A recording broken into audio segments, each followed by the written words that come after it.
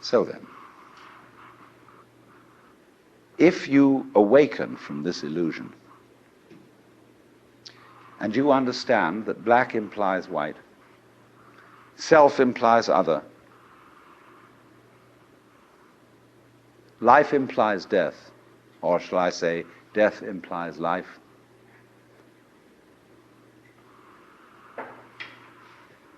you can feel yourself not as a stranger in the world, not as something here on probation, not as something that has arrived here by fluke, but you can begin to feel your own existence as absolutely fundamental. What you are basically, deep, deep down, far, far in,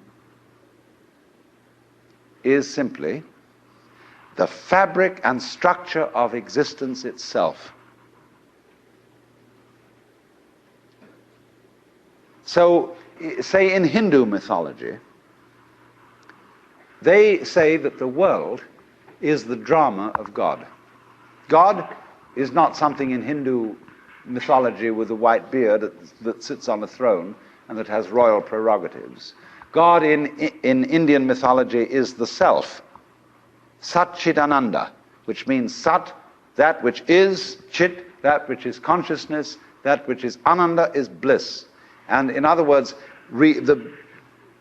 what exists, reality itself, is gorgeous. It is the plenum, the fullness of total joy. Wow-wee. And all those stars, if you look out in the sky, as a firework display like you see on the 4th of July, which is a great occasion for celebration. The universe is a celebration. It is a fireworks show to celebrate that existence is. Wow-wee. And then they say, but however, there's no point just in sustaining bliss. Let's suppose that you were able every night to dream any dream you wanted to dream. And that you could, for example, have the power within one night to dream 75 years of time. Or any length of time you wanted to have. And you would naturally, as you began on this adventure of dreams, you would fulfill all your wishes. You would have every kind of pleasure you could conceive. And after several nights of 75 years of total pleasure each, you would say, well, that was pretty great. But now let's have a surprise. Let's have a dream which isn't under control. Well, something is going to happen to me that I don't know what it's going to be. And you would dig that and come out of that and say, wow, that was a close shave, wasn't it? And then you would get more and more adventurous, and you would make further and further out gambles as to what you would dream. And finally, you would dream where you are now. You would dream the dream of living the life that you are actually living today. That would be within the infinite multiplicity of choices you would have, of playing that you weren't God. Because the whole nature of the Godhead, according to this idea, is to play that he's not. The first thing he says to himself is, man, get lost. Because he gives himself away. The nature of love is self-abandonment, not clinging to oneself. Throwing yourself out, as in, for example, in basketball, you're always getting rid of the ball. You say to the other fellow, have a ball. See? And that keeps things moving. That's the nature of life. So in this idea, then, everybody is fundamentally the ultimate reality. Not God in a politically kingly sense, but God in the sense of being the self, the deep down basic whatever there is.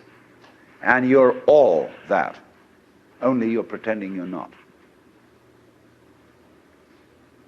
And it's perfectly okay to pretend you're not. to be absolutely convinced, because this is the whole notion of drama. When you come into the theater, there is a proscenium arch and a stage, and down there is the audience.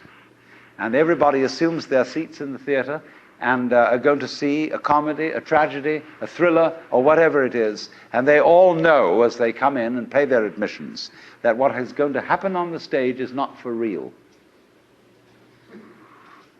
But the actors have a conspiracy against this, because they're going to try and persuade the audience that what is happening on the stage is for real. They want to get everybody sitting on the edge of their chairs. They want to get you terrified or crying or laughing.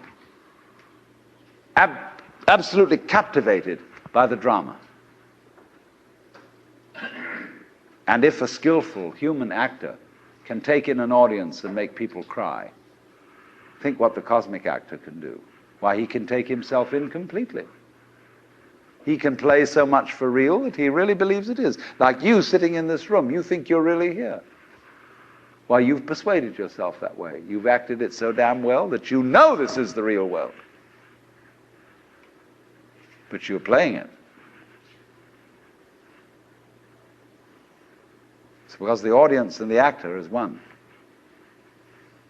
Because behind the stage there's the green room. Off-scene, obscene, where the actors take off their masks. You know that the word person means mask?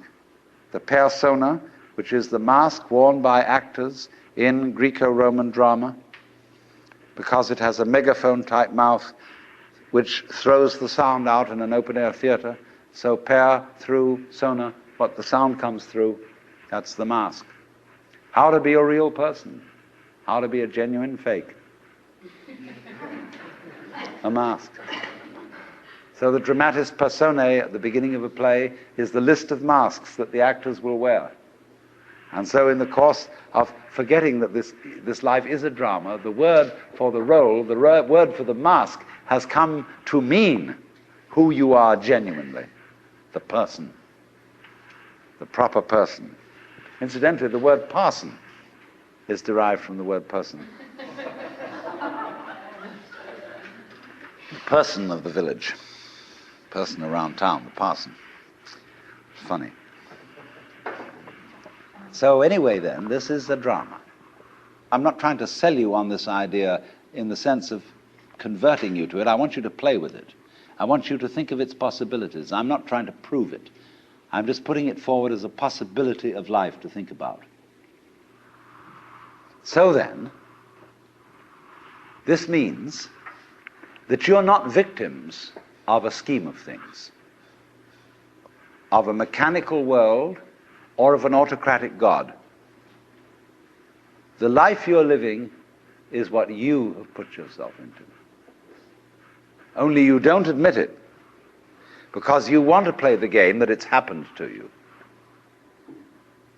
In other words, I got mixed up in this world. My parents, I had a father who got hot pants over a girl, and she was my mother. And because he was just a horny old man. And as a result of that, I got born. And I blame him for it and say, well, that's your fault. You've got to look after me. And he says, I don't see why I should look after you. You're just a result.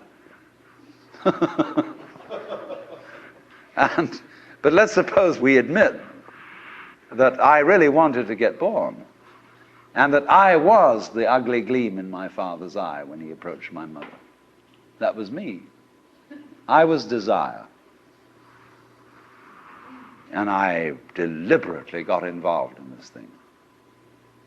Look at it that way instead. And that even if I got myself into an awful mess, and I got born with syphilis and the Great Siberian Itch and tuberculosis and in a Nazi concentration camp, nevertheless, this was a game which was a very far-out play. It was a kind of cosmic masochism. But I did it. Isn't that an optimal game rule for life? Because if you play life on the supposition that you're a helpless little puppet that got involved, or if you play it on the supposition that it's a frightful, serious risk and that we really ought to do something about it and so on, it's a drag. There's no point in going on living unless we make the assumption that the situation of life is optimal. That really and truly we are all in a state of total bliss and delight. But we are going to pretend we aren't just for kicks. You play non-bliss in order to be able to experience bliss. And you can go as far out as non-bliss as you want to go. And when you wake up, it'll be great. You know, you can slam yourself on the head with a hammer because it's so nice when you stop. And it makes you realize, you see, how great things are when you forget that that's the way it is. And that's just like black and white. You don't know black unless you know white. You don't know white unless you know black. This is simply fundamental.